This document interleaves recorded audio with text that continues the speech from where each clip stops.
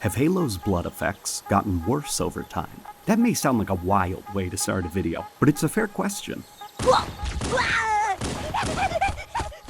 It's one the community constantly argues about when they're not debating which, Covenant leader was the most handsome. To keep the YouTube bots happy, I'll be calling it jelly throughout this video, because believe me, there's going to be a lot of jelly.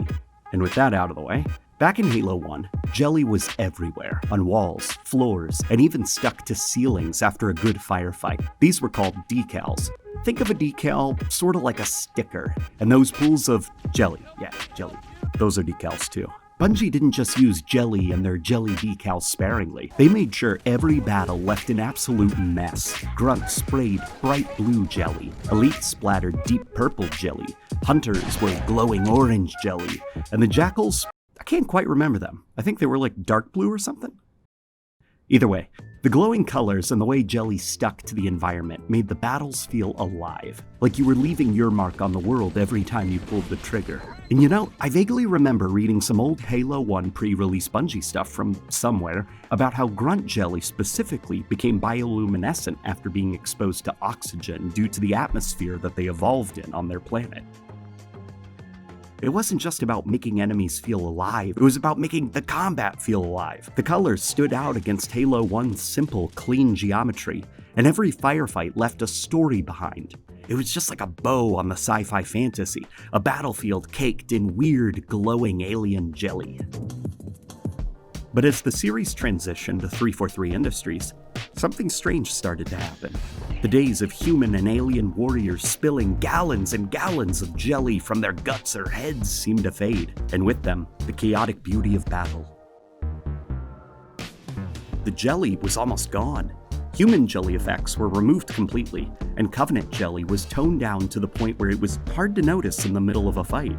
Decals still spawned, don't get me wrong, but they were so dark and muted, not sticking out in their environment. This was something the community had worried about ever since the Halo 5 T14 rating was announced.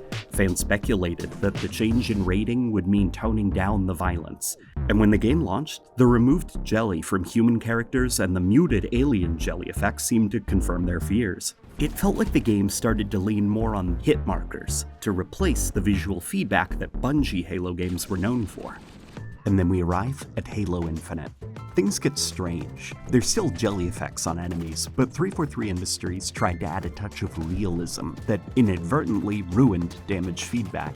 When hitting armored regions, sparks are instead produced, and when the largest part of the alien body is, armored up, you'd be forgiven for thinking you're shooting a bunch of robots in the campaign because of how many sparks these little guys can produce. It also doesn't help that, thanks to how big Halo Infinite's hit marker effect is, what could be satisfying headshots are completely covered up and obscured. Oh, and decals on the ground? They're just gone.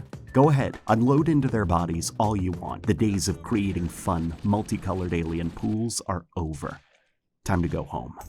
To make things even stranger, in the campaign, there's a few scripted areas where you can find pre-placed jelly decals, but the environment artists who worked on these areas seems to have gotten the colors wrong. Pink? For the grunts? No, that's not right. When it comes to the humans in 343's Halo games, the T rating is absolutely a factor in the downgraded jelly parties, but in the case of the aliens, I'm not so sure. You see, other T-rated games such as Star Wars Republic Commando and Helldivers 2 use alien goo to great comedic and awesome effect. Blast an alien bug in Republic Commando and its innards splash all over your screen. A little sci-fi windshield wiper even cleans up your vision for you. Helldivers 2, of course, is like a bug gut buffet. The kicker? They just don't use the color red. Make it blue, green, yellow, anything you want, and you can have at it, Hoss, in a T14 game. 343 Industries' run on Halo has felt like a very soft T14 rating, but teen games can be pushed, as I just demonstrated. What I believe is going on here is honestly just artistic neglect. It's probably that and a huge helping of engine-related issues. So here's the thing, Halo 5 actually has some pretty awesome damage feedback from enemies, if you look past the damage hit marker. But the game is sort of infamously over-optimized. Blink and it will despawn bodies, damage decals, and whatever else it can think of to maintain 60 FPS on the original Xbox One. And quite frequently, the game will just across the board delete certain visual effects when it thinks that too much is going on, and this includes some of the damage effects. So it's entirely possible the situation here is that Halo 5 is just overloaded, so no jelly. No jelly for anybody. Halo Infinite has alien goo effects that happen a lot more often, probably due to the engine being optimized a bit better to host a ton of visual effects on screen with a steady frame rate. But things like the lack of decals on the ground almost seem like another tech issue. As for the hit marker obscuring potentially awesome headshots, well, that's just a modern gaming thing. I would love a way to disable them in the next game though. The T14 rating hurts Halo.